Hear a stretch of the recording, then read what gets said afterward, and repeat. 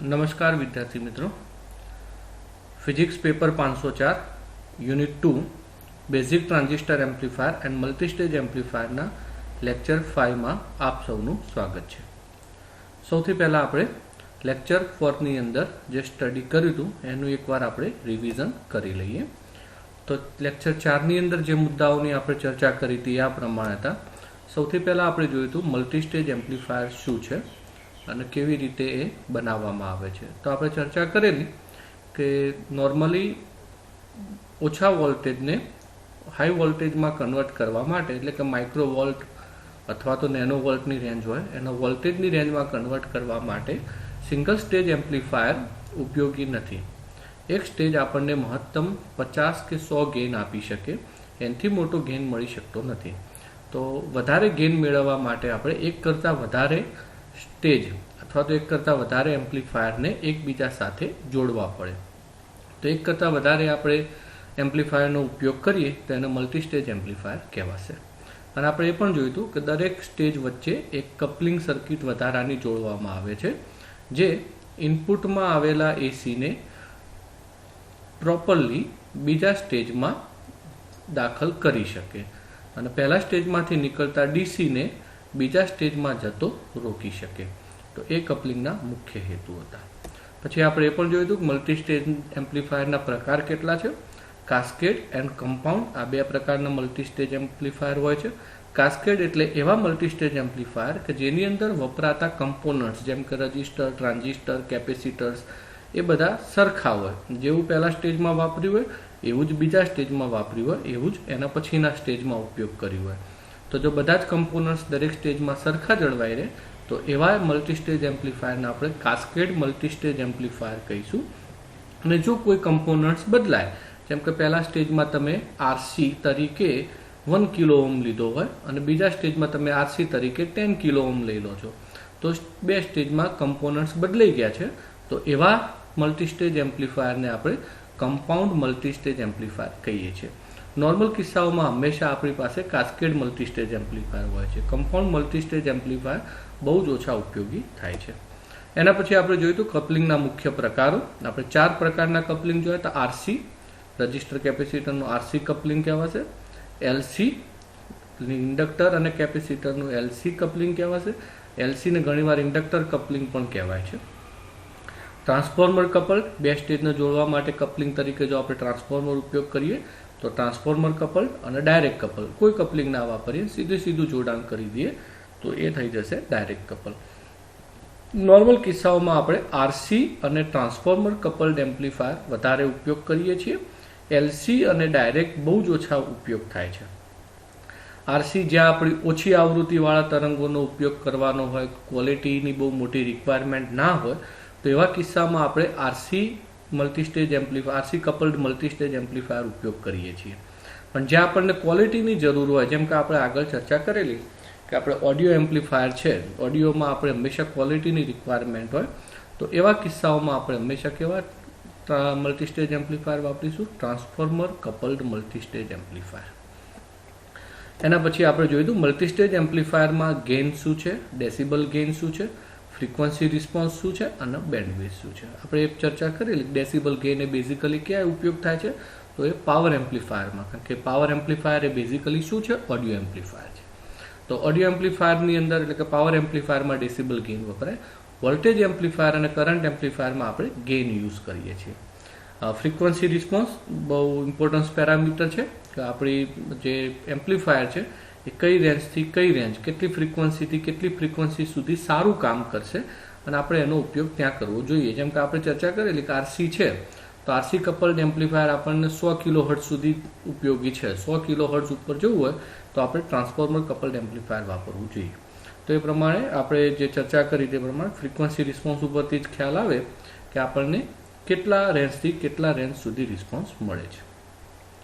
Bandwidth એ પણ આપણે ચર્ચા કરેલી કે ફ્રીક્વન્સી રિસ્પોન્સના આપણે પરથી કઈ રીતે બેન્ડવિડ્થ શોધી શકીએ છીએ, જે આપણને મેક્સિમમ ગેઇન મળે છે અને 0.707 વડે ગુણી અને એક લાઇન ડ્રો કરીએ, એ લાઇન જ્યાં છેદે છે આપણા બેન્ડવિડ્થના પાર્ટ્સને, એમાં આગળનો ભાગ F1, પાછળનો ભાગ હાઈ છે F2 કહેવાશે, અને F2 - F1 કરો એટલે તમને બેન્ડવિડ્થ મળશે। તો આ બધી ચર્ચા આપણે લેક્ચર 4 ની અંદર કરી ચૂક્યા હતા. હવે આપણે વાત કરીએ આપણા એકચ્યુઅલ લેક્ચરની અને આઈએમપી ક્વેશ્ચનની પણ. આરસી કપલ્ડ એમ્પ્લીફાયરની અંદર આપણને ટોટલ 3 ક્વેશ્ચન મૂકેલા છે, 3 ક્વેશ્ચન પૂછાય છે.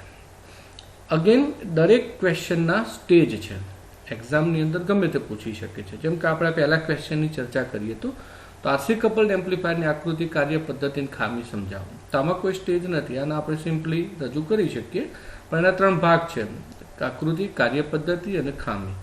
તો ખામી અલગથી 2 માર્ક્સમાં પૂછી શકે છે તમને, પદ્ધતિ પણ કદાચ અલગથી પૂછી શકે, એમ્પ્લીફાયરની આકૃતિ પણ પૂછી શકે, તેના ભાગ પડી શકે. આખો ક્વેશ્ચન 6 માર્ક્સ અથવા તો એનાથી વધુ માર્ક્સમાં પૂછાઈ શકે છે. તો આરસી કપલ્ડ એમ્પ્લીફાયરની આપણે આકૃતિ કેવી હોય છે, એની કાર્ય પદ્ધતિ શું છે અને ખામી શું છે એ જોઈએ. તો આપણે આરસી કપલ્ડ એમ્પ્લીફાયર બનાવીએ એટલે આપણને ખ્યાલ છે સ્ટેજવાળું એમ્પ્લીફાયર છે. 2 સ્ટેજ આપણે મૂકવાના છે અને 2 સ્ટેજ વચ્ચે આરસીથી કપલિંગ કરવાનું છે. તો આપણા નોર્મલ એમ્પ્લીફાયરનું પહેલું સ્ટેજ છે, સમજીએ આપણે. અહીંયાથી આપણે સોર્સ વોલ્ટેજ આપ્યો છે VS, જે એસી છે. RS એ બેઝિકલી જે સોર્સ વોલ્ટેજ છે એનો રજિસ્ટર છે. આ આપણું સર્કિટનો રજિસ્ટર નથી, પણ આપણો સોર્સ વોલ્ટેજ છે એનો રજિસ્ટર છે. જેમ કે તમે ઓડિયો એમ્પ્લીફાયર યુઝ કરો છો તો ઓડિયો એમ્પ્લીફાયરનો પોતાનો અંદરનો ઇન્ટરનલ રજિસ્ટર જે આપણો RS થશે.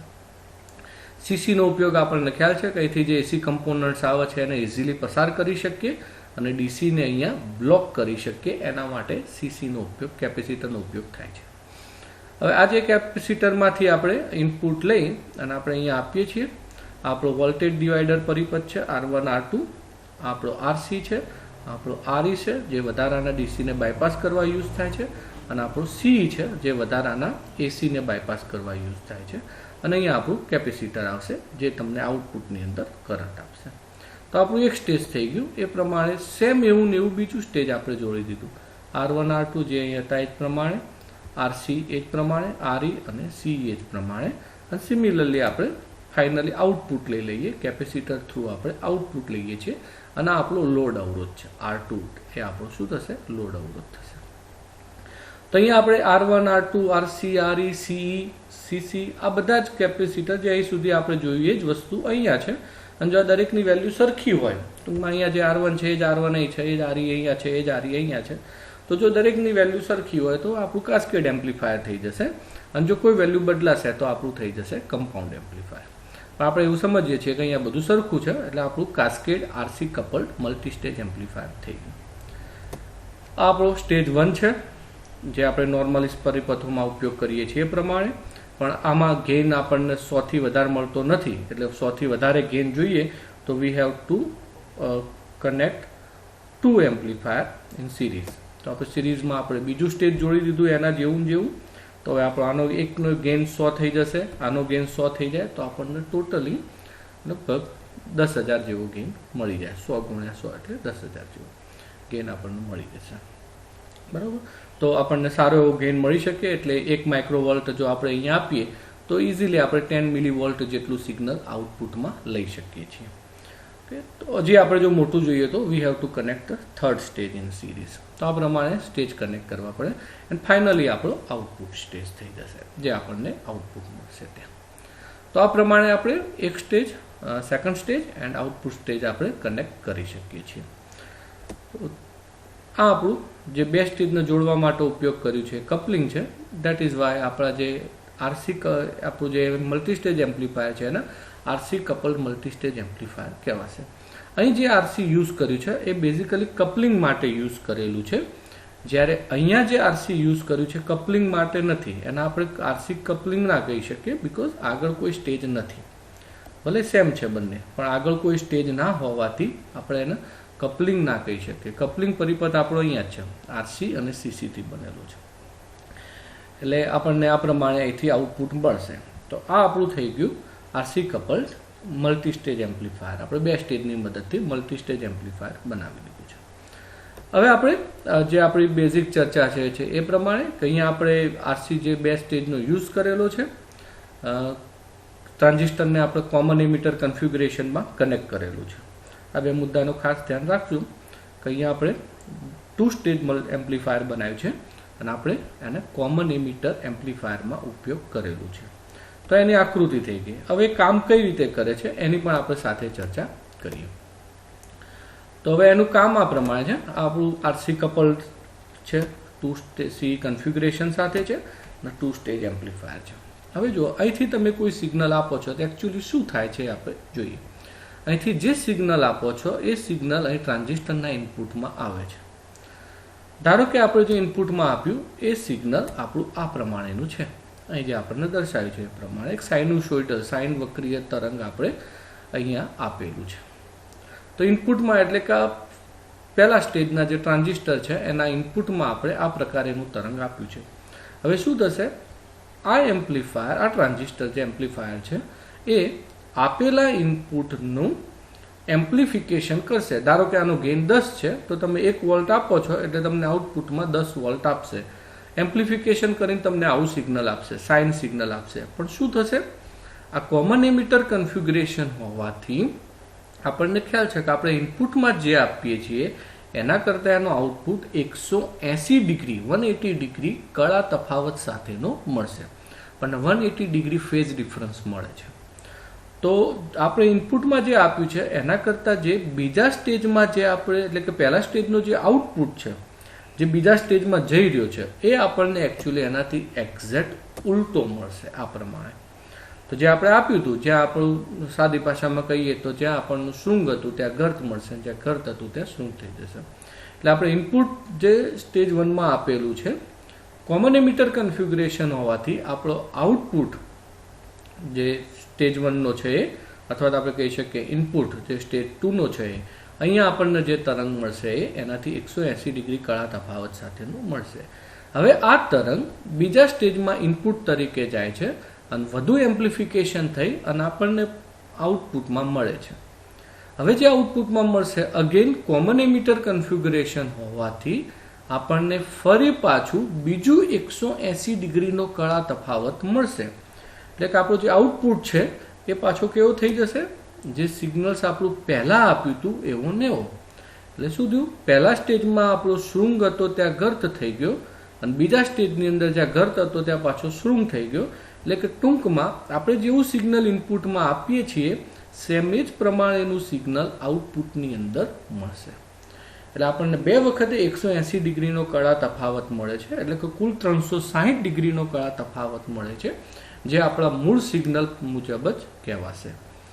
તો આરસી કપલ્ડ એમ્પ્લીફાયરમાં આ પ્રમાણે સિગ્નલ બે વખત 180 ડિગ્રી કળા તફાવત થતાં હતું 90 સિગ્નલ આપણને મળશે, જેમાં આપણને એમ્પ્લિફિકેશન મળશે. સારું એવું એમ્પ્લિફિકેશન મેળવી શકીએ છીએ આપણને.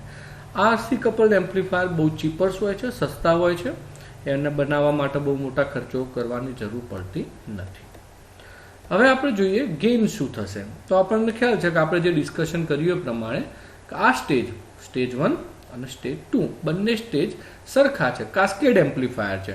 અને કાસ્કેડ એમ્પ્લીફાયરમાં ધારો કે આનો ગેઇન G1 હોય, આનો ગેઇન G2 હોય, તો આપણો જે ફાઇનલ ગેઇન મળશે શું મળશે, G=G1 × G2. ધારો કે પહેલા સ્ટેજનો 10 છે તો બીજા સ્ટેજનો 10 હોય તો બંનેનો થઈને કેટલો થઈ જશે, 10 × 10 એટલે 100 ગેઇન મળશે.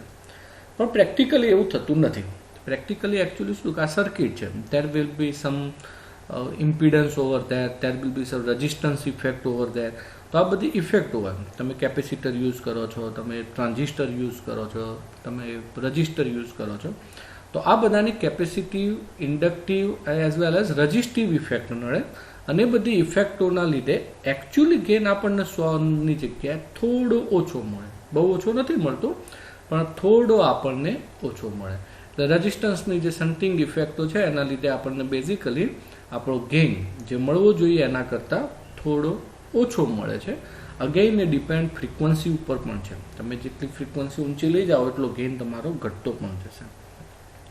તો આ પ્રમાણે આપણને એનો ગેઇન મળી રહે. પણ નોર્મલ કિસ્સામાં આપણે જ્યારે થિયોરેટિકલ ચર્ચા કરતા હોઈએ તો final G will be the multiplication of all G of all stage. તમારા જેટલા સ્ટેજ હોય એના જેટલા G મળે તમને, એનો જેટલો ગેઇન મળે એ બધાના ગુણાકાર કરો એટલે તમને તમારો ફાઇનલ ગેઇન મળી જશે. Practically G is always less than G1 multiply by G2. પણ આ પ્રેક્ટિકલી છે. જ્યારે આપણે એક્ઝામમાં જો પૂછાય કોઈ ક્વેશ્ચન અથવા તો આપણને આગળ પણ ચર્ચા કરેલી કે આપણને જો કોઈ દાખલો પૂછાય એક્ઝામ્પલ્સ, તો આપણે આ ઇક્વેશનથી ચાલવાનું, જેથી કરીને આપણે એને સોલ્વ કરી શકીએ. Now come to the next topic. RC coupled એમ્પ્લીફાયરની ખામી શું છે? હવે આની બેઝિક ખામી શું છે? તો ખામીમાં બહુ સિમ્પલ છે. આની મેઇન ખામી છે એનું ફ્રીક્વન્સી રિસ્પોન્સ. તમે આ ટ્રાન્ઝિસ્ટર યુઝ કરો છો એટલે થ્રુ આરસી થ્રુ તમે પહેલા સ્ટેજનો ઇનપુટ બીજા સ્ટેજને મોકલો છો. હવે અહીં આપણી જે કેપેસિટર છે, કેપેસિટરની થોડી ખામીઓ છે, અને એ જે ખામી છે એ જ આપણી બેઝિકલી આ મલ્ટીસ્ટેજ એમ્પ્લીફાયરની પણ ખામી છે. જેમ જેમ તમે ફ્રીક્વન્સી અપ કરતા જાઓ એમ કેપેસિટરની ઇમ્પિડન્સ, જે કેપેસિટરનો ઇમ્પિડન્સ છે, જે આપણે નેક્સ્ટ ક્વેશ્ચનમાં જોઈશું એની બેઝિક ઇફેક્ટ શું થાય છે, પણ જેમ જેમ તમે આવૃત્તિ વધારતા જાઓ એમ કેપેસિટરનો ઇમ્પિડન્સ આપણો શું થતો જશે? વધતો જશે. જેમ જેમ તમે આવૃત્તિ વધારતા જશો એમ કેપેસિટરનો ઇમ્પિડન્સ એકચ્યુઅલી ઘટતો જશે. જો આવૃત્તિ તમે બહુ ઊંચી લઈ જાઓ તો કેપેસિટરનું ઇમ્પિડન્સ 0 થઈ જાય. 0 થઈ જાય મતલબ આ કનેક્શન સીધું થઈ ગયું. ઇમ્પિડન્સ જ નથી એટલે આ કનેક્શન સીધું થઈ જાય. એટલે એના લીધે શું થાય કે જે આપણા ડીસી બ્લોક થવા જોઈએ એ ડીસી બ્લોક થઈ શકે નહીં, અને આ ડીસી અહીંયા આવી જાય. અને એટલે આપણને હાઈ ફ્રીક્વન્સીએ આવા એમ્પ્લીફાયર ઉપયોગ કરવા એ હિતાવહ નથી. બરાબર? એટલે ઊંચી આવૃત્તિ માટે આપણે આવા કેપેસિટરનો ઉપયોગ કરી શકતા નથી. એટલે અમુક રેન્જ માટે, મતલબ આપણે કહ્યું તે પ્રમાણે 100 કિલો હર્ટ્ઝ માટે આપણે આનો ઉપયોગ કરી શકીએ. એનાથી વધારે જવું હોય તો આપણે આવા આરસી કપલ્ડ એમ્પ્લીફાયરનો ઉપયોગ કરી શકતા નથી. આપણે નેક્સ્ટ ટ્રાન્સફોર્મર કપલ્ડ એમ્પ્લીફાયરમાં જવું પડે. તો આ એની મેઇન ખામી છે. અને તમને એક્ઝામમાં જે પ્રમાણે પૂછાય એ પ્રમાણે આકૃતિ પણ આપ તમે કરી શકો ઇઝીલી. કાર્ય પદ્ધતિ જે આપણે સમજાવીએ કે એને એકચ્યુઅલી તરંગ ઇનપુટમાં આપે, આઉટપુટમાં કઈ રીતે મળે છે અને એનો ગેઇન શું હોય છે એ, અને એની ખામી છે હાઈ ફ્રીક્વન્સીએ આ ઉપયોગ કરી શકાતા નથી. હવે આપણે બીજો ક્વેશ્ચન જોઈએ જે બહુ ઇમ્પોર્ટન્સ છે. આઈએમપી ક્વેશ્ચન કહી શકાય, પરીક્ષામાં ઘણી બધી વખત પૂછાયેલું છે. હવે આ ક્વેશ્ચન ની અંદર આપણને મેથેમેટિક્સ સ્ટેપ પણ છે, સર્કિટો પણ ઘણી બધી છે. તો આ ક્વેશ્ચન સમજવા માટે હું દરેક વિદ્યાર્થીને વિનંતી કરીશ કે આખો ક્વેશ્ચન જ્યાં સુધી પૂરો ના થાય ત્યાં સુધી તમે કન્ટિન્યુઅસલી આ વિડીયો જોઈ રહેજો. જ્યારે આપણે આખો ક્વેશ્ચન પૂરો કરીશું ત્યારે જ તમને ખ્યાલ આવશે, અથવા તો આખો વિડીયો જોશો તો જ ખ્યાલ આવશે કે કઈ રીતે આપણે ધીમે ધીમે પરિપથને મોડિફાઈડ, જે સર્કિટો છે એને આપણે મોડિફાઈડ કરતા જઈએ છીએ, એને ધીમે ધીમે સરળ સિમ્પલ કરતા જઈએ છીએ, કયા કોન્સેપ્ટ ઉપયોગ કરીએ છીએ એ તમે આખું જોશો તો જ તમને ખ્યાલ આવશે. અને એટલા માટે ક્વેશ્ચન દરમિયાન હું કોઈ પણ મેથેમેટિકલ સ્ટેપ લખીશ નહીં, અથવા તો કોઈ પણ મેથેમેટિકલ સ્ટેપ સમજાવીશ નહીં. તો આપણે જોઈએ આરસી કપલ્ડ એમ્પ્લીફાયરનું પૃથ્થકરણ કરો. આ પ્રશ્ન 3 અલગ અલગ પ્રશ્નોનું ભેગું કોમ્બિનેશન છે. એક્ઝામમાં તમને અલગ અલગ પૂછાય છે. કઈ રીતે પૂછાય છે એ આપણે જ્યારે પ્રશ્નની ચર્ચા કરીએ ત્યારે જોઈએ, પણ હાલ આપણે આ સમજીએ. હવે આ આપણો આરસી કપલ્ડ મલ્ટીસ્ટેજ એમ્પ્લીફાયર છે. આ એમ્પ્લીફાયરનું આપણે હાઇબ્રિડ એચ મોડલ પેરામીટરમાં કન્વર્ઝન કરવાનું છે. તો આ પરિપથનું હાઇબ્રિડ મોડલમાં જે કન્વર્ઝન છે એ હું નીચે અહીંયા દર્શાવ્યું છે એ પ્રમાણે કન્વર્ઝન કરેલું છે. અહીં તમે જોઈ શકશો કે જે હાઇબ્રિડ મોડલ બનાવવા માટેના જે રૂલ્સ છે એ બધા રૂલ્સ અહીંયા લાગુ કરેલા છે. અહીં તમે જોઈ શકશો આ વીએસ, આ આપણો આરએસ છે. અહીં આપણે સીસી દૂર કરેલો છે, જેનું રીઝન એ છે કે અહીંથી આપણે ઇનપુટમાં ફક્ત એસી જ આપીએ છીએ, અને ફક્ત એસી જ આપતા હોવાથી અહીં કોઈ ડીસી આવવાનું નથી. આ આપણો ઇનપુટ સોર્સ જ છે એટલે અહીંયા ડીસી આવવાના ચાન્સીસ નથી, અને એટલા માટે અહીંથી આપણે પહેલો જ આ સીસી જે છે અહીંયા દૂર કર્યો છે. R1 R2 નું આપણે કોમ્બિનેશન, જે પેરેલલ કોમ્બિનેશન છે એ લઈ લીધું છે RB, that is equal to R1 R2 upon R1 plus R2. હવે પતી ગયું, કોઈ પરિપથ નથી, અહીં કશું છે નહીં, એટલે સીધો જ આવશે input impedance, that is HIE. આપણે જોયું. ઇનપુટમાં હંમેશા વોલ્ટેજ સોર્સ હોય, દેટ ઇઝ HREVC. આઉટપુટ જે અહીંયા આપણને મળશે એ આપણો હંમેશા કરંટ સોર્સ હોય, દેટ ઇઝ HFE-I1. પહેલા સ્ટેજનો ઇનપુટ કરંટ છે એટલે I1. અહીં આપણે RE હતો એમના એમ અને અહીં આપણે CE હતો એમના એમ દર્શાવી દીધો છે. અને અગેન જે આઉટપુટ મળે એનો આઉટપુટ ઇમ્પિડન્સ થશે 1/HOE. આ આપણો આઉટપુટ ઇમ્પિડન્સ થશે. આ RC જે આપણો અહીંયા જોડેલો છે એ જ આપણો RC થઈ જશે. CO જે આપણે વધારાનો બતાવેલો છે એ એકચ્યુઅલી શું બતાવેલો છે કે એક સ્ટેજ અને બીજા સ્ટેજ વચ્ચે AC નું ટ્રાન્સમિશન થાય છે. અને AC નું ટ્રાન્સમિશન થાય એટલે આપણે જે કેપેસિટિવ ઇફેક્ટ બે સ્ટેજ વચ્ચે જનરેટ થાય એ આપણી છે CO, જે આપણે અહીંયા વધારાની બતાવી છે કેપેસિટિવ ઇફેક્ટ, એ આપણો છે CO. અગેન RC પછી આપણને મળશે CC જે આપણે અહીંયા દર્શાવેલા છે. અને સેમ એવી જ રીતે બીજો સ્ટેજ RB, HIE, HREVC, અહીંયા RE, અહીં CE, અહીં આપણો આઉટપુટ કરંટ સોર્સ HFE-I1. અને અગેન અહીંયાથી આપણે CC અને RC બંને દૂર કરી દીધા છે. RC અને CC બંને દૂર કર્યા છે. એનું કારણ એ છે કે આ કપલિંગ નથી. બેઝિકલી આ આપણા કપલિંગ હતા એટલે આપણે બતાવવા પડે. આ આપણા કપલિંગ નથી એટલે એની અસરો આપણે અહીંયા દૂર કરી દીધી છે. અને ફાઇનલી આપણો 1/HOE થશે, જે આપણો આઉટપુટ એડમિટન્સ છે. અને અગેન કોઈ લોડ અવરોધ કનેક્ટ કર્યો નથી એવું સમજીને આપણે લોડ અવરોધને પણ રદ કરી દીધું છે. તો ટૂંકમાં આપણે અહીંયા આપણી CC, અહીં આપણો RC, RCC અને R2 આટલાની અસરો હાલ સીધી અવગણી અને આપણે આ પરિપથ બનાવ્યો છે.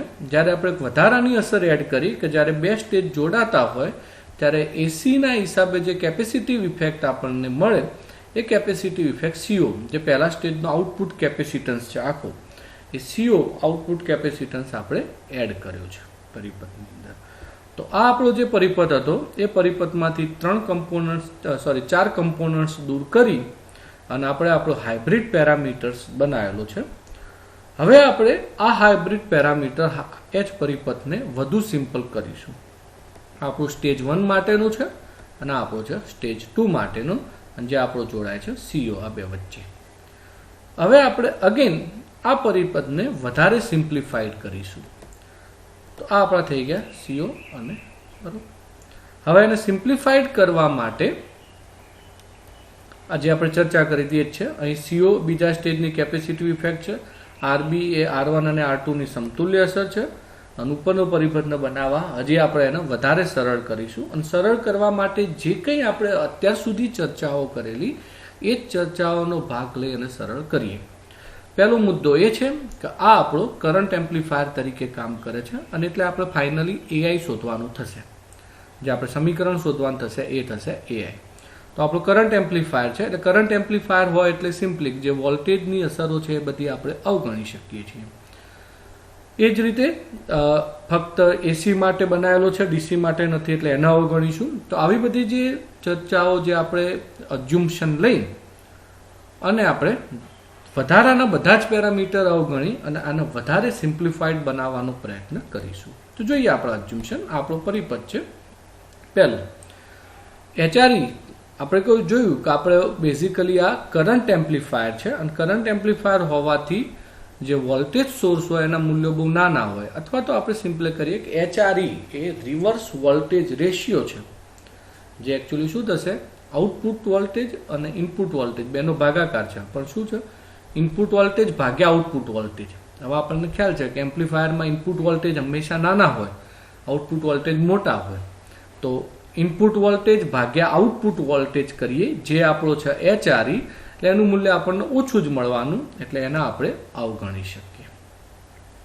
હવે આપણી જે છે કે આ પરિપથ બેઝિકલી એમાં 1/HOE વોલ્ટેજ આ નથી, આ એકચ્યુઅલી કરંટ એમ્પ્લીફાયર છે એટલે આમાં સિરીઝ કનેક્શનોનું ઇમ્પોર્ટન્સ છે. આપણે આગળ પણ ચર્ચા કરેલી. કરંટ એમ્પ્લીફાયર છે એટલે સિરીઝ કમ્પોનન્ટ્સનું ઇમ્પોર્ટન્સ છે. એટલે HOE જે આપણો છે એ પણ આપણે અવગણી શકીએ, એટલે એને પણ આપણે દૂર કરીએ છીએ. અહીં ફક્ત AC સોર્સ છે એટલે ઉપયોગમાં લેવાતા આમાં કોઈ DC આવવાનું નથી. અને આપણે સાથે એ પણ ચર્ચા કરીએ કે આપણો આઈડિયલ પરિપથ છે એટલે વધારાના કોઈ એસી પ્રોડ્યુસ થતા નથી, એટલે ડીસી નથી આવવાનો એટલે ડીસી કમ્પોનન્ટ્સો દૂર થશે, અને કોઈ એસી પ્રોડ્યુસ થતો નથી એટલે એને બાયપાસ કરવામાં જે કમ્પોનન્ટ્સ વપરાય છે એ પણ દૂર થશે. એટલે કે તમે આપણો એસી કમ્પોનન્ટ છે એટલે ફક્ત આપણે આની જરૂર નથી એટલે આ દૂર થશે, અને આને બાયપાસ કરવા માટે ટૂંકમાં આપણે કહ્યું એ પ્રમાણે કે આમાં કોઈ વધારાનો એસી પ્રોડ્યુસ થતો નથી, આઈડિયલી વર્કિંગ થાય છે, આદર્શ રીતે કામ કરે છે, એટલે કોઈ વધારાનો એસી પ્રોડ્યુસ થતો નથી. તો વધારાના એસીને દૂર કરવા માટે જે સીનો ઉપયોગ કર્યો છે એની પણ જરૂરિયાત નથી. અને બીજું કે તમે કાસ્કેડ એમ્પ્લીફાયર ઉપયોગ કરો છો એટલે તમે તમારો બીજો સ્ટેજ, જે આ સ્ટેજના જે કમ્પોનન્ટ છે આ બધા, આ બેઝિકલી કોના ઉપર ડિપેન્ડ છે? પહેલા સ્ટેજ ઉપર જ ડિપેન્ડ છે. એટલે આ કમ્પોનન્ટ્સની વેલ્યુને પણ આપણે અવગણી શકીએ. એટલે બીજા સ્ટેજનું આઉટપુટ પહેલા સ્ટેજ પર આધાર હોવાથી તેની અસર પણ અવગણી શકાય. એટલે કે આ બધું પાછળનો આખો સ્ટેજ આપણે અવગણી દઈએ, જે આપણે ઇનપુટ આપ્યા પછી જે ટ્રાન્ઝિસ્ટરનો જે આખો સ્ટેજ છે એને અવગણીએ, તો આ બધા પેરામીટર્સ અવગણતા આપણે એને વધારે સિમ્પ્લિફાઈડ બનાવી શકીએ. એટલે મેં કહ્યું હતું ધ્યાન રાખવાનું કે આપણે શું શું અવગણવાનું છે, તો એના પ્રોપર મુદ્દાઓ લખેલા છે કે કોને કેવી રીતે અસર એની અવગણી શકાય. HRE નાનો હોવાથી એને અવગણ્યો છે. સિરીઝ કમ્પોનન્ટ્સનું ઇમ્પોર્ટન્સ છે, અહીંયા પેરેલલનું નથી કરંટ એમ્પ્લીફાયર હોવાથી, તો 1/HOE ને અવગણી દીધો આપણે. ફક્ત એસી સોર્સ હોવાથી આપણે ડીસી કમ્પોનન્ટ્સ RE ને અવગણી દીધો. આઈડિયલ કન્ડિશનમાં વર્કિંગ થાય છે એટલે કોઈ વધારાનો એસી પ્રોડ્યુસ થતો નથી, એટલે એને બાયપાસ કરવા માટે સીઈની પણ જરૂર નથી, એટલે એને પણ અવગણ્યો. અને બીજો સ્ટેજ એ પહેલા સ્ટેજ ઉપર આધારિત હોવાથી બીજા સ્ટેજને પણ આપણે અવગણી દીધો છે. તો આપણે ફાઇનલી આ બધું અવગણતા આપણને એકદમ સિમ્પલ અને સાદો નાનો પરિપથ મળી ગયો કે જેના ઉપરથી આપણે હવે કેલ્ક્યુલેશન કરી શકીએ છીએ. તો આ આપણું પરિપથ વધારે સિમ્પ્લિફાઈડ પરિપથ આપણને મળશે, જેમાં બહુ જ ઓછા કમ્પોનન્ટ છે. આ આપણો ઇનપુટ VI લખી દીધો, આ બેની જગ્યાએ સીધો મેં HIE ડાયરેક્ટ આપણો અહીંયા આવી ગયો, બરોબર છે. આ આપણો થઈ જશે HFEIB, જે સીધો અહીંથી લીધો એ. અગેન આપણો CO જે છે એ આપણો થઈ ગયો RC, આ થઈ ગયો CC, આ આપણો RB છે અને આપણો HI છે. બાકીના કમ્પોનન્ટ્સ એટલે કે આ જે ભાગ હતો આખો જ આપણો VS, RS અને RB ને મેં ઇનપુટ વોલ્ટેજ VI તરીકે કન્સિડર કરી લીધા છે, એટલે બાકીના કમ્પોનન્ટ્સ આપણા મૂકવાના રહેશે, અને આપણો થઈ જશે આઉટપુટ વોલ્ટેજ VU. તો અહીં આપણે આ પ્રમાણે કરીએ છીએ. એકચ્યુઅલી આ કરંટ એમ્પ્લીફાયર છે એટલે આપણે ફાઇનલી શું શોધવાનું રહેશે? AI. પણ મેં કહ્યું એ પ્રમાણે હું કોઈ સમીકરણ હાલ લઈશ નહીં, જેથી કરીને તમે આખા પરિપથને પ્રોપરલી સમજી શકો. હવે જો ધ્યાનથી, હવે આ પૃથ્થકરણ આનું એનાલિસિસ કરવાનું છે. હવે અહીંયા આપણા 3 ક્વેશ્ચન આની અંદરથી જ બને છે. આપણે આનું એનાલિસિસ જે કરવાનું છે બેઝિકલી કે પૃથ્થકરણના ઉદ્દેશ માટે આપણે ફ્રીક્વન્સી 3 જુદી જુદી રેન્જ લઈશું અને પછી એનું એનાલિસિસ કરીશું. એટલે અહીંથી ક્વેશ્ચન 3 ભાગમાં ડિવાઈડ થાય છે. હવે તમને ગમે તે ભાગ પૂછાય તમારે અહીં સુધી લખવાનું રહેશે. ફ્રીક્વન્સીની 3 રેન્જ એટલે આપણે low frequency, medium frequency and high frequency, આ એની 3 રેન્જ થઈ ગઈ. તો એક્ઝામમાં ક્વેશ્ચન તમને એવું નહીં પૂછાય કે RC કપલ્ડ એમ્પ્લીફાયરનું એનાલિસિસ કરો, અને જો પૂછાય તો તમારે કોઈ એક રેન્જ જ બતાવવાની. પણ નોર્મલી ક્વેશ્ચન એવો પૂછાય છે કે RC કપલ્ડ એમ્પ્લીફાયરનું લો ફ્રીક્વન્સીએ પૃથ્થકરણ કરો, નિમ્ન આવૃત્તિએ પૃથ્થકરણ સમજાવો. તો તમારે શું કરવાનું? અહીં સુધી આવવું પડશે, અને હવે નિમ્ન આવૃત્તિ માટે એટલે લો ફ્રીક્વન્સી માટે જે ચર્ચા થાય એટલી લખવાની. મીડિયમ ફ્રીક્વન્સી માટે પૂછાય તો અહીં સુધી તો લખવાનું જ, અને તમારે લખવાનું મીડિયમ ફ્રીક્વન્સી માટે આપણે શું સર્કિટમાં સુધારા કરીએ છીએ એ લખવાનું. હાઈ ફ્રીક્વન્સી માટે પૂછાય તો અહીં સુધી આવવાનું, અને પછી હાઈ ફ્રીક્વન્સીના જે આપણે મોડિફિકેશન કરીશું એ લખવાના રહેશે. એટલે આખો ક્વેશ્ચન આપણે સળંગ જઈએ તો ખ્યાલ આવે કે આપણે શું શું મોડિફિકેશનો કરતા અને કઈ રીતે કર્યા છે. તો અહીંથી હવે 3 ભાગમાં ક્વેશ્ચન ડિવાઈડ થશે. એની 3 અલગ અલગ રેન્જ માટે આપણે જોઈશું. પણ એ જોયા પહેલા હું તમને 3 અલગ અલગ જે રેન્જ ચર્ચા કરવાની છે એની ઇફેક્ટ શું થશે એ હું તમને સમજાવું. એની કેપેસિટી ઇફેક્ટ શું હશે સમજાવું. આ એક્ઝામમાં તમારે લખવાનું નહીં પૂછાય, આ ફક્ત આપણી સમજણ માટે છે. આ આપણો એક પરિપથ છે જેમાં અહીંયા મેં EC આપેલા છે. અહીં આપણું એક પેરેલલ કેપેસિટર કનેક્ટ કરેલું છે અને અહીં આપણે સિરીઝ કેપેસિટર કનેક્ટ કરેલું છે. અને યાદ રાખજો કઈ ફ્રીક્વન્સી એ કયું કેપેસિટર કામનું છે અને કયું નથી કામનું, એટલે તમને ક્લિયર આઈડિયા આવી જશે અને તમે આગળ જતા પરિપથને વધુ સિમ્પ્લિફાઈડ કરી શકશો. આપણું ઇમ્પેડન્સ છે કેપેસિટરનું, જે આ પ્રમાણે થશે KC = 1/ωc, that means 1/2πfc.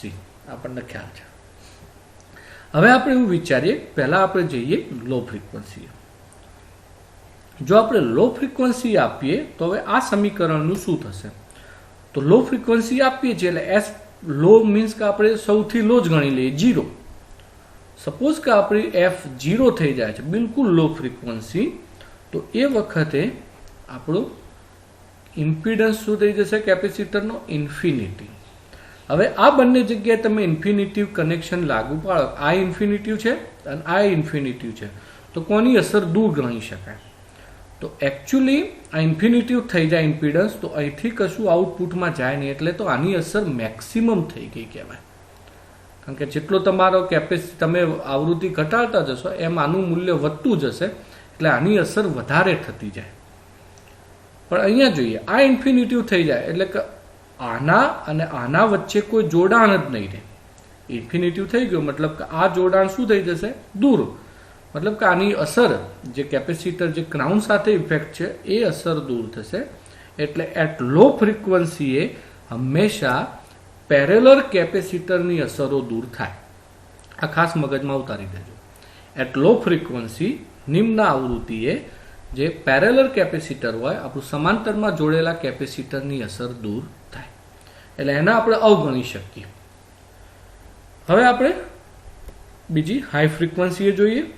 તો હાઈ ફ્રીક્વન્સી અગેન આ સમીકરણ છે. હાઈ મીન્સ આપણે આને ઇન્ફિનિટિવ લઈ લઈએ, તો 2π ઇન્ફિનિટિવ c મતલબ ઇન્ફિનિટિવ ને 1/∞ મીન્સ 0.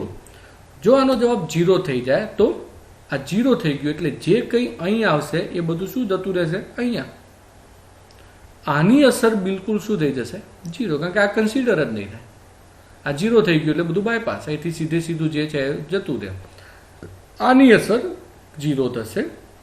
એટલે હાઈ ફ્રીક્વન્સી હંમેશા સિરીઝ કેપેસિટરને આપણે અવગણી શકીએ, એની અસરો દૂર થઈ જાય.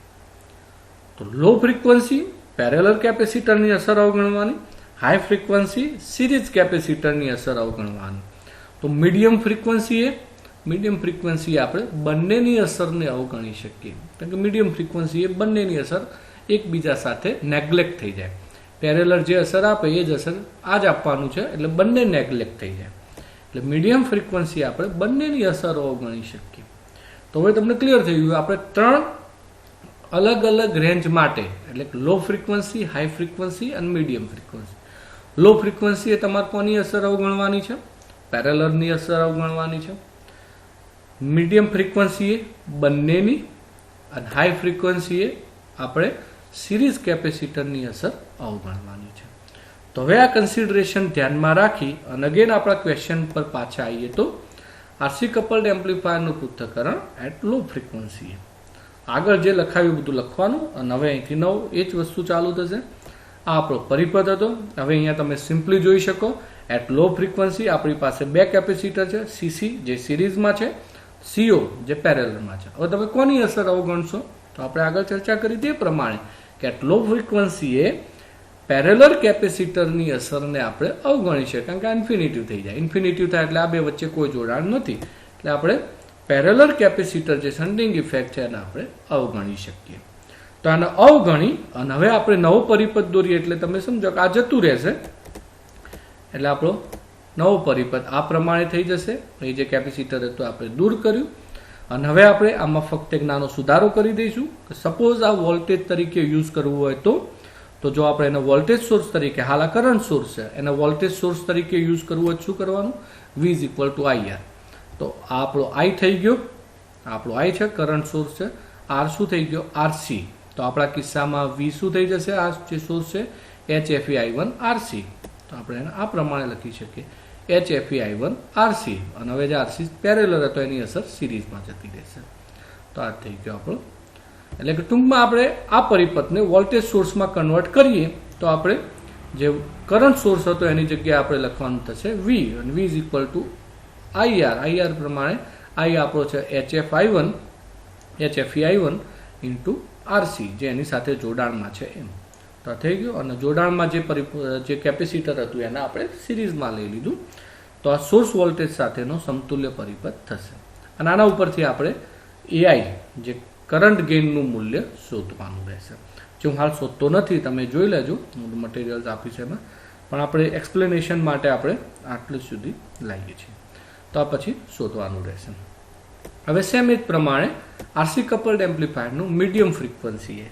હવે તમે ઇઝીલી સમજી શકો મીડિયમ ફ્રીક્વન્સી શું કરવાનું રહેશે. તો મીડિયમ ફ્રીક્વન્સી એ બંનેની અસરો આવશે, પણ બંનેની અસર એકબીજા સાથે નેગ્લેક્ટ થઈ જશે.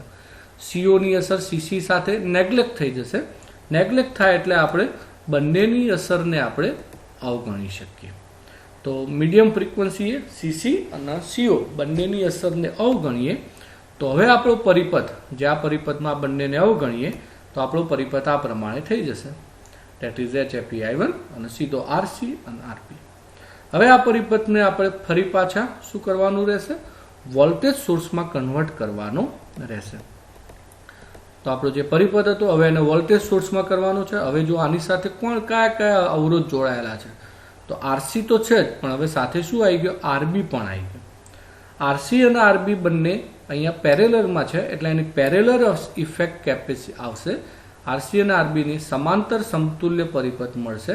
એટલે V is equal to IR. I એટલે શું, HFI1, અને R એટલે શું થઈ જશે, આ બંનેની સમાંતર અસર RCRB ભાગ્યા RC પ્લસ RB. એટલે આપણને આ પ્રમાણે એક નવો પરિપથ મળશે, HFI1 RCRB અપન RC plus RB. અને આ બંને કેપેસિટરની જે સમતુલ્ય અસર છે ક્યાં જતી રહેશે, સિરીઝમાં. તો that is RCRB અપન RC plus RB. તો આ એનો સમતુલ્ય પરિપથ થઈ ગયો. અને અગેન હવે આ પરિપથ ઉપરથી સિમ્પલી છે તમારે ફક્ત કરંટ ગેઇનનું સૂત્ર શોધવાનું રહેશે.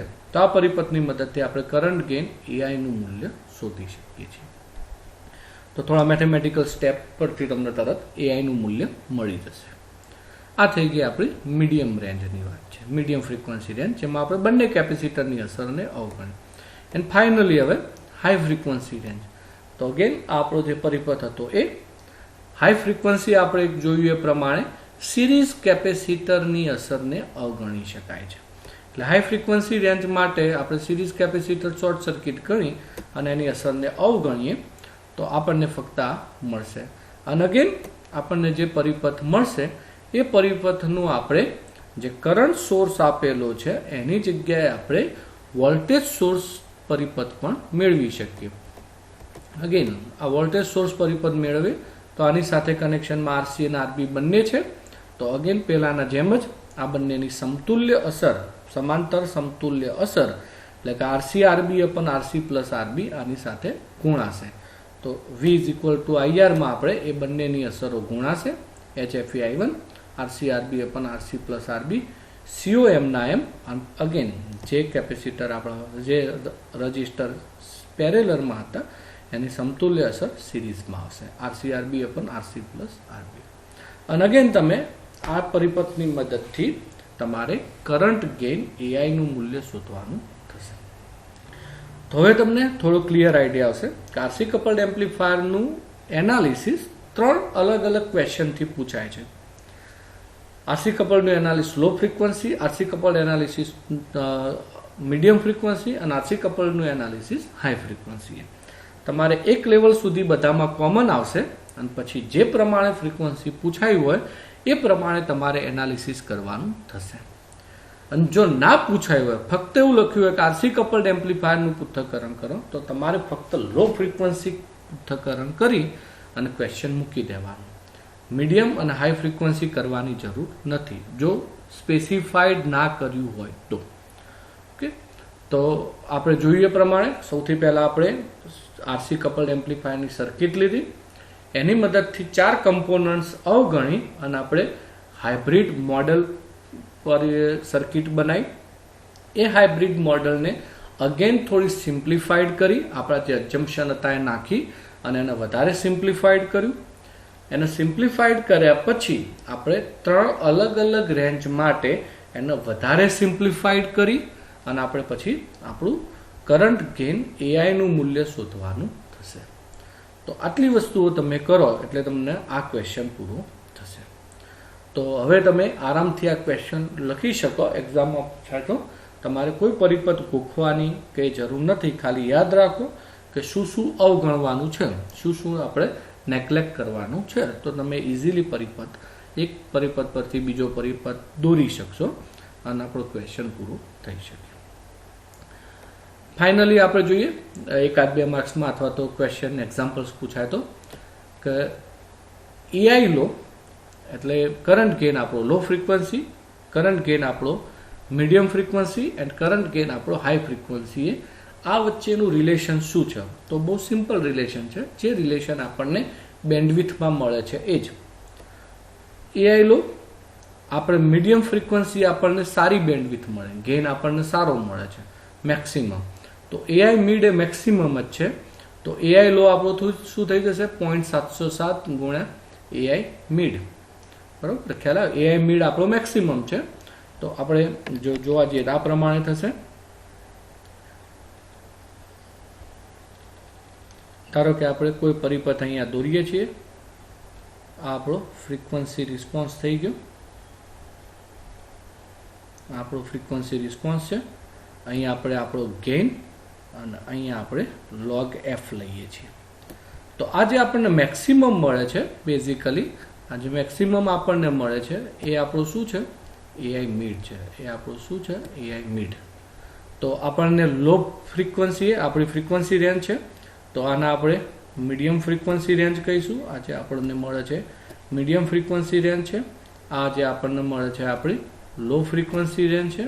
અને આ જે આપણને મળે છે આપણી હાઈ ફ્રીક્વન્સી રેન્જ છે. તો મીડિયમ ફ્રીક્વન્સી આપણને મહત્તમ ગેઇન મળે, that is our AI mid.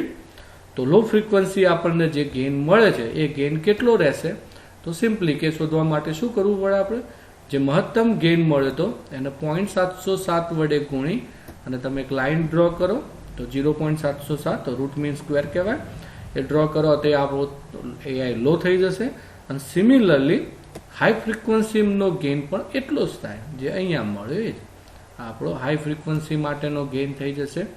તો એઆઈ મિડ એ આપણો મેક્સિમમ છે. એને 0.707 વડે ગુણો એટલે એઆઈ લો, 0.707 વડે ગુણો એટલે એઆઈ હાઈ. ટૂંકમાં આ બંને કેવા થઈ જશે? સરખા થઈ જશે. તો આ પ્રમાણે આપણે જો એક્ઝામમાં પૂછાય કે ભાઈ એઆઈ મિડ ધારો કે 50 છે તો તમે એઆઈ લો કેટલો થશે અથવા તો એઆઈ હાઈ કેટલો થશે? તો તમે 0.707 વડે ગુણો એટલે તમને મળી જશે. સિમિલરલી તમને એઆઈ લો આપ્યો હોય કે એઆઈ લોનું મૂલ્ય 10 છે તો એઆઈ મિડ કેટલો થશે? તો 0.707 વડે ભાગો એટલે તમને એઆઈ મિડ મળી જશે. અને એઆઈ લો અને એઆઈ હાઈ બંને સરખા હોય તો આવું કોઈ એક્ઝામમાં પૂછાય તો તમે ઇઝીલી સોલ્વ કરી શકો. તો અહીં આપણે હવે આ લેક્ચર્સના ક્વેશ્ચન પૂરા કરીએ છીએ. ખાસ ધ્યાન રાખજો આરસી કપલ્ડ એમ્પ્લીફાયર અને ટ્રાન્સફોર્મર કપલ્ડ એમ્પ્લીફાયર આઈએમપી છે અને એના ક્વેશ્ચન એક્ઝામમાં પૂછાય છે. આરસી કપલ્ડ એમ્પ્લીફાયરનું પૃથ્થકરણ પૂછાય તમારે આ પ્રમાણે લખવાનું. જે ફ્રીક્વન્સી રેન્જ પૂછાય એ લખવાનું, ના પૂછાય તો નોર્મલ એટલે કે આપણી લો ફ્રીક્વન્સી લખી દેવાનું. તો અહીં આપણે આ લેક્ચરને હવે સ્ટોપ કરીએ છીએ. કોઈ પણ ક્વેશ્ચન તમારા મગજમાં આવે કંઈ એવું લાગે તો તમે નોટ ડાઉન કરી રાખજો અને જ્યારે ત્યારે આપણે મળીશું ત્યારે એનું ડિસ્કશન કરીશું. તમારી જોડે ઘણા બધા એવા ક્વેશ્ચનો છે જે મારે ઇન બિટવીન ડિસ્કશન કરવાના હતા પણ આ ઓનલાઈન લેક્ચર્સના હિસાબે આપણે રૂબરૂ જે ડિસ્કસ કરવા જોઈએ કરી શકતા નથી. સાથે સાથે મારી પાસે ઘણા બધા એવા વિડીયોઝ પણ છે જે હું આગળના સેમિસ્ટરમાં લેક્ચર પૂરું થાય પછી 15 મિનિટ તમને એક્સપ્લેન કરતો હતો આઉટ ઓફ કોર્સ, જે આપણને તમને જાણવા જેવું લાગે એ પણ છે. પણ હવે જ્યારે આપણી મળવાનું થશે ત્યારે એ બધું જોઈશું. આપણે ઇલેક્ટ્રોનિક્સની અંદર પણ ઘણા બધા આ ચલાવતી તમને સ્ટડી કરાવતી વખતે પણ ઘણું બધું વધારાનું તમને કહેવાનું હોય છે, ઘણું બધું વધારાનું તમને પૂછવાનું પણ હોય છે, પણ એ બધું આની અંદર શક્ય નથી. એટલે હાલ આપણે આ ક્વેશ્ચન પ્રમાણે જવા દઈશું.